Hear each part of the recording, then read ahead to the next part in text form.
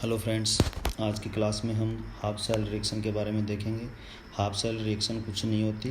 Half cell reaction एक single electrode पे होने वाली रासायनिक अभिक्रिया होती है। अर्थात जब किसी भी रासायनिक अभिक्रिया को हम सिंगल इलेक्ट्रोड के लिए लिखते हैं तो उसे हाफ सेल रिएक्शन कहते हैं। जैसे डैनियल सेल में होने वाली रासायनिक अभिक्रियाएँ हमने देखी थी।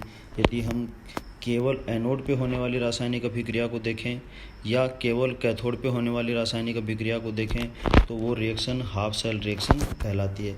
जैसे यहाँ पे दिखाया गया है इक्वेशन फर्स्ट के द्वारा कि एनोड पे ऑक्सीडेशन होता है तो इसमें जिंक +2 में कन्वर्ट हो जाता है। इसी प्रकार से कैथोड पे रिडक्शन होता है तो कॉपर +2 रिड्यूस होके कॉपर में परिवर्तित हो जाता है। और फिर दोनों हाफ सेल रिएक्शन को जब कंबाइंड फॉर्म में लिखेंगे तो नेट सेल रिएक्शन मिलती है। Zinc plus copper +2 equals to zinc +2 और कॉपर। तो सिंगल इलेक्ट्रोड पर होने वाली रासायनिक अभिक्रिया हाफ सेल रिएक्शन कहलाती है। अर्थात ऐसी अभिक्रियाएं जो अपने आयनों के संपर्क में इलेक्ट्रोड पर परिवर्तनों का वर्णन करती हैं हाफ सेल रिएक्शन कहलाती है। अब हम इन हाफ सेल रिएक्शन से किसी भी सेल का ईएमएफ निकाल सकते हैं।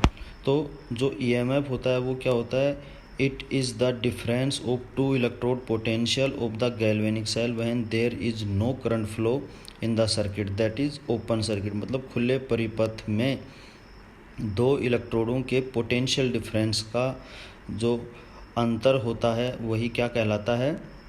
EMF of the cell. जब परिपथ के अंदर कोई भी धारा प्रवाहित नहीं होती तो it is the maximum voltage obtained from the voltage. जब धारा प्रवाहित नहीं होगी तो हमें इससे अधिकतम वोल्टेज प्राप्त होगा। तो ईएमएफ ऑफ द सेल जो होता है उसे निकालने के लिए हम एक इक्वेशन को हमें याद रखना है।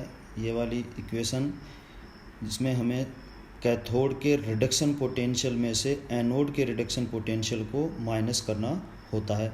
हम ऑक्सीडेशन पोटेंशियल की फॉर्म में भी इसको लिख सकते हैं, बट याद रखने के लिए हमेशा एक ही इक्वेशन याद रखेंगे। हमेशा रिडक्शन पोटेंशियल की फॉर्म में इसे रखना होता है। आगे हमें सेल के रिप्रेजेंटेशन को देखना है कि किसी भी गैल्वेनिक सेल का रिप्रेजेंटेशन किस तरीके से किया जाता है। तो जब कोई मेटल इलेक्ट्रोड उसके आयनों के साथ में डिप किया हुआ होता है, जैसा कि डायग्राम के अंदर दिखा रखा है, तो जो सेल का जो रिप्रेजेंटेशन होता है वो इस तरीके से होता है। पहले एनोड को लिखा जाता है, उसके बाद में सोल्ट ब्रिज को लिखा जाता है और उसके बाद में कैथोड को लिखा जाता है। तो इसे याद रखने के लिए हम ABC ये तरीका काम में लेते हैं। इसका एक एग्जांपल हम देखते हैं। नीचे एक इक्वेशन दिखा रखी है example zinc +2 copper +2 equals to zinc +2 और कॉपर। तो यहाँ पे जिंक +2 में ऑक्सीडाइज हो रहा है तो इसको हम लिख सकते हैं जिंक +2, बीच में सोल्ट ब्रिज लगा देंगे।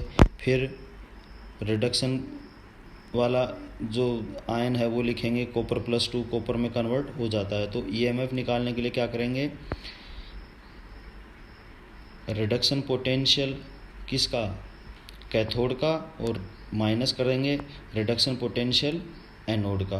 तो यहाँ पे देख सकते हैं रिडक्शन पोटेंशियल लिख रखा है कॉपर का जो कि 0.34 होता है। इसमें से माइनस किया अपन ने एनोड का ऑक्सीडेशन पोटेंशियल। एनोड यहाँ पे जिंक है तो उसका जो ऑक्सीडेशन पोटेंशियल होता है वो होता है -0.76 वोल्ट। हमने यहाँ पे रिडक्शन पोटेंशियल की फॉर्म में लिखा है जिंक +2, ठीक है।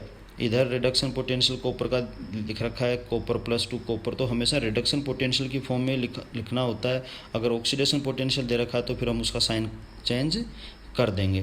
तो जो नेट जो पोटेंशियल मिलता है वो मिलता है हमें 1.10 वोल्ट। इस प्रकार से हम किसी भी सेल का ईएमएफ ज्ञात कर सकते हैं यदि हमें सिंगल इलेक्ट्रोड का रिडक्शन पोटेंशियल अथवा ऑक्सीडेशन पोटेंशियल पता हो। Thank you.